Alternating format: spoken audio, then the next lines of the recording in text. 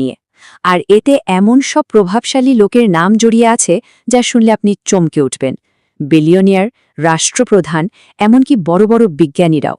বলা হচ্ছে বিশ্বের এলিটদের এমন এক নর্দমার ঢাকনা যেন খুলে গেছে, যা হয়তো বন্ধ থাকাই ভালো ছিল। ৩৫ লক্ষ পৃষ্ঠা, ভাবা যায়। সম্প্রতি জনসমক্ষে আসা এই ফাইলগুলো আসলে কি? এগুলো হলো আদালতের নথি, ব্যক্তিগত ইমেল, ফ্লাইট লগ আর সাক্ষীদের বয়ানের এক ভয়ঙ্কর সংকলন। মানে তথ্যের পরিমাণটা সত্যি মাথা ঘুরিয়ে দেওয়ার মতো। শুধু যে নথি তাই নয়, সাথে আছে ১৮ লক্ষ ছবি। এই বিপুল পরিমাণ তথ্য থেকে একটা জিনিসই পরিষ্কার, এটা কোনো বিচ্ছিন্ন ঘটনা না, এটা একটা পরিকল্পিত অপরাধ চক্রের কাজ। এই একটা কথাই বুঝিয়ে দেয় যে ফাইলগুলোর ভেতরের কাহিনী কতটা ভয়ঙ্কর। মনে হচ্ছে যেন এক অন্ধকার জগতের দরজা খুলে গেছে, যেখানে ক্ষমতা আর অনৈতিকতার এক ভয়াল খেলা চলছে। আচ্ছা, তাহলে চলুন এই পুরো বিষয়টার গভীরে যাওয়া যাক। আমরা এক একটা কেস ফাইলের মতো করে এগোবো, দেখব কিভাবে এই জট পাকানো রহস্যের গিটগুলো একটা একটা করে খোলে। তো এই অ্যাপস্টেইন ফাইলস আসলে কি? সহজ করে বললে এগুলো হলো এমন সব দলিলপত্র যা বিশ্বের সবচেয়ে ক্ষমতাধর কিছু মানুষের দিকে আঙুল তুলছে। অভিযোগটা কি? একটা শিশু পাচার নেটওয়ার্কের সাথে জড়িত থাকার। আর বলা হচ্ছে এখানে টার্গেট করা হতো ১১ থেকে ১৪ বছরের শিশুদের, যাদেরকে পরিকল্পিতভাবে শোষণ করা হতো। তাহলে আমাদের প্রথম কেস ফাইলে আসা যাক। দেখা যাক গল্পটা কোন দিকে মোড় নেয়। আর প্রথম নামটাই কিন্তু চমকে দেওয়ার মতো, বিল গেটস। হ্যাঁ, মাইক্রোসফটের প্রতিষ্ঠাতা। আমরা বিল গেটসকে যেভাবে চিনি, একজন মানবদরদী যিনি রোগ নির্মূলের জন্য কাজ করছেন, তার সাথে অ্যাপস্টেইন ফাইলের এই অভিযোগগুলোর কোনো মিলই পাওয়া যায় না। মানে ভাবুন একবার, একদিকে তিনি বিশ্বের স্বাস্থ্য খাতে বিশাল অবদান রাখছেন, আর অন্যদিকে তার বিরুদ্ধেই এমন মারাত্মক অভিযোগ। আর এই সব চাঞ্চল্যকর তথ্যগুলো পাওয়া গেছে এপস্টিনের নিজেরই লেখা কিছু ইমেলের ড্রাফট থেকে। অভিযোগে বলা হচ্ছে রুশ মেয়েদের সাথে সম্পর্কের কারণে গেটস নাকি একটা যৌন রোগে আক্রান্ত হন, আর সেই ব্যাপারটা তার স্ত্রী মেলিন্ডার কাছ থেকে লুকানোর জন্যে তিনি এপস্টিনের কাছে গোপনে ওষুধ চেয়েছিলেন। এমনকি মেলিন্ডা গেটসও পরে বলেছেন যে এপস্টিনের সাথে বিলের সম্পর্কের কারণেই তাদের ডিভোর্স হয়েছে। আর এখান থেকেই একটা প্রশ্ন উঠছে, এপস্টিন কি তাহলে তাকে ব্ল্যাকমেল করার চেষ্টা করছিল? আচ্ছা, বিল গেটসের পর এবার আসা যাক এমন দুজনের ফাইলে যারা বিশ্বের সবচেয়ে ক্ষমতাধর পদে ছিলেন। হ্যাঁ, আমি মার্কিন যুক্তরাষ্ট্রের দুজন প্রাক্তন প্রেসিডেন্টসের কথা বলছি, ডোনাল্ড ট্রাম্প আর বিল ক্লিন্টন।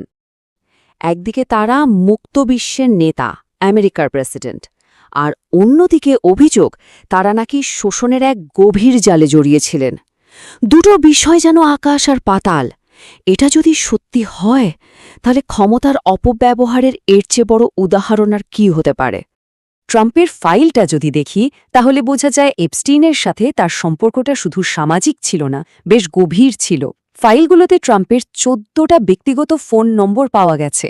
এমনকি একটা ইমেলে এমনও অভিযোগ করা হয়েছে যে এক শেখ নাকি তার কুমারী মেয়েকে ট্রাম্পকে উপহার হিসেবে দিয়েছিলেন, আর ট্রাম্প সেটা গ্রহণও করেন। যদিও কিছু ভাইরাল হওয়া ছবিকে এআই জেনারেটেড বলা হচ্ছে, কিন্তু ফ্লাইট রেকর্ড কিন্তু তার উপস্থিতির কথা নিশ্চিত করে। আর বিল ক্লিন্টনের কথা কি বলবো, নথিপত্রগুলোতে তার নাম এসেছে হাজার হাজার বার। ফ্লাইট লগ বলছে তিনি এপস্টিনের কুখ্যাত প্রাইভেট জেট, যেটার নাম হয়ে গিয়েছিল ললিটা এক্সপ্রেস, সেটাতে করে ২৬ বার যাতায়াত করেছেন। আর চারিদিকে একটা গুঞ্জন আছে যে এপস্টিনের কাছে নাকি ক্লিন্টনের আপত্তিকর ভিডিও ছিল, যেগুলো দিয়ে তাকে ব্ল্যাকমেইল করা হতো। প্রেসিডেন্টদের পর এবার যাদের নাম আসছে তা হয়তো সবচেয়ে বেশি অবাক করার মতো।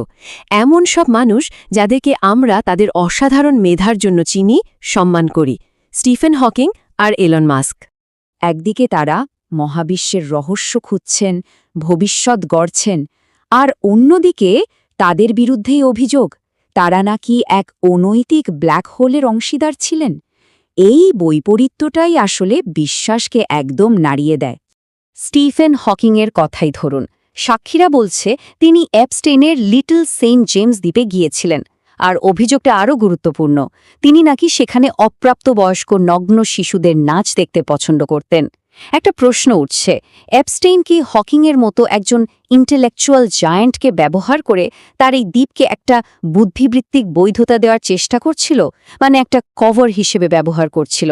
যদিও কিছু ছবিকে জাল বলা হচ্ছে, কিন্তু 2006 সালের একটা ছবি যেটা ওই দ্বীপেই তোলা, সেটা কিন্তু আসল বলে প্রমাণিত। এবার মাস্কের ফাইলটা দেখা যাক। 2012-13 সালের কিছু ইমেলে দেখা যাচ্ছে তিনি দ্বীপের ওয়াইল্ড পার্টি নিয়ে খোঁজ খবর নিচ্ছেন। একটা ইমেলে তিনি এও বলেছেন যে কাজ নিয়ে তিনি হতাশ আর একটু উপভোগ করতে চান। যদিও মাস্ক নিজে কিন্তু দ্বীপে যাওয়ার কথা পুরোপুরি অস্বীকার করেছেন, কিন্তু এপস্টেইনের পার্টনার ঘিসলাইন ম্যাক্সওয়েলের সাথে তার 2014 সালের একটা ছবিও সত্যি বলে প্রমাণ হয়েছে। এই অস্বীকার আর প্রমাণের বৈপরীত্যটাই অনেক প্রশ্ন তুলে দিচ্ছে। তাহলে মূল বিষয়টা কি দাঁড়ালো? এটা কিন্তু শুধু একজন এপস্টেইন বা তার কয়েকজন সঙ্গীর কাজ নয়। এটা একটা বিশাল আন্তর্জাতিক নেটওয়ার্ক। এর পেছনে ছিল এমন সব সহায়ক যারা এই পুরো নির্যাতন চক্রটাকে চালিয়ে যেতে সাহায্য করেছে। আর এই নেটওয়ার্কের অন্যতম মূল কারিগর ছিল ঘিসলাইন ম্যাক্সওয়েল। তার পদ্ধতিটা ছিল খুব ঠান্ডা মাথার। সে প্রথমে আর্থিকভাবে দুর্বল তরুণীদের টার্গেট করত, তারপর তাদের পড়াশোনা বা ভালো চাকরির লোভ দেখাত, আর শেষমেশ মেসাজ দেওয়ার মতো কোনো একটা অজুহাতে তাদের পাঠিয়ে দিত এপস্টেইনের কাছে। এর পরের নির্যাতনে সে নিজেও অংশ নিত। আর এই নেটওয়ার্কের জালটা যে কতটা ছড়ানো ছিল তা শুনলে অবাক হতে হয়। যেমন ব্রিটেনের প্রিন্স অ্যান্ড্রু ফাইল বলছে তিনি ওই দ্বীপের নিয়মিত অতিথি ছিলেন এবং তাকে নাকি উপহার হিসেবে মেয়ে দেওয়া হতো, যাদের ওপর তিনি নির্যাতন চালাতেন। ভুক্তভোগী ভার্জিনিয়া গিফ্রের সাথে তার একটা ছবিও আসল বলে প্রমাণিত হয়েছে। এমনকি ভারতের নামও জড়িয়েছে। চলচ্চিত্র নির্মাতা মীরা নায়ার ম্যাক্সওয়েলের একটা পার্টিতে গিয়েছিলেন, যার জন্য এখন তার ছেলেকে অনলাইনে ট্রল করা হচ্ছে। আবার এপস্টেইন 2017 সালের একটা ইমেলে দাবি করেছিল যে ভারতের প্রধানমন্ত্রী নরেন্দ্র মোদী নাকি এক মার্কিন কর্মকর্তার জন্য গান গেয়েছেন, নেচেছেন। যদিও ভারত সরকার এই দাবিকে একজন অপরাধীর বাজে কথা বলে উড়িয়ে দিয়েছে। সব মিলিয়ে এবার আমরা প্রায় শেষের দিকেই চলে এসেছি। চলুন দেখি এই পুরো ব্যাপারটা আসলে কিসের ইঙ্গিত দেয়। এটা শুধু কিছু মানুষের অপরাধ নয়, এর চেয়েও অনেক বড় কিছু। এপস্টেইনের এই দ্বীপের পরিকাঠামো শুনলে গা শিউরে উঠবে। পুরো সম্পত্তিতে গোপন সুড়ঙ্গ আর লুকানো ক্যামেরা বসানো ছিল। উদ্দেশ্য একটাই, প্রভাবশালী অতিথিদের আপত্তিকর ভিডিও রেকর্ড করে রাখা, যাতে পরে তাদের ব্ল্যাকমেইল করা যায়। নথিতে হত্যার অনুমতির মতো ভয়ঙ্কর শব্দেও পাওয়া গেছে। যদিও নরমাংস ভক্ষণের মতো কিছু গুজব আছে, তবে সেগুলো সরাসরি কোনো প্রমাণ ফাইলগুলোতে নেই।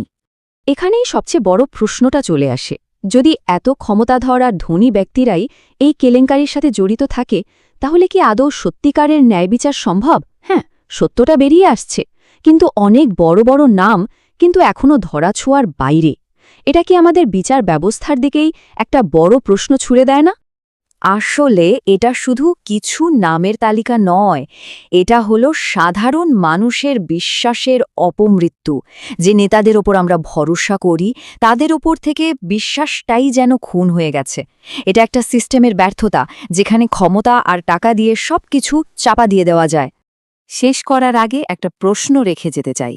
যখন মানবতা ত্রাণকর্তা, বিশ্বের নেতা আর মহাজ্ঞানী ব্যক্তিরা সবাই একই ধরনের কদর্য কেলেঙ্কারিতে জড়িয়ে পড়েন, তখন আর বিশ্বাসটা করা যায় কাকে?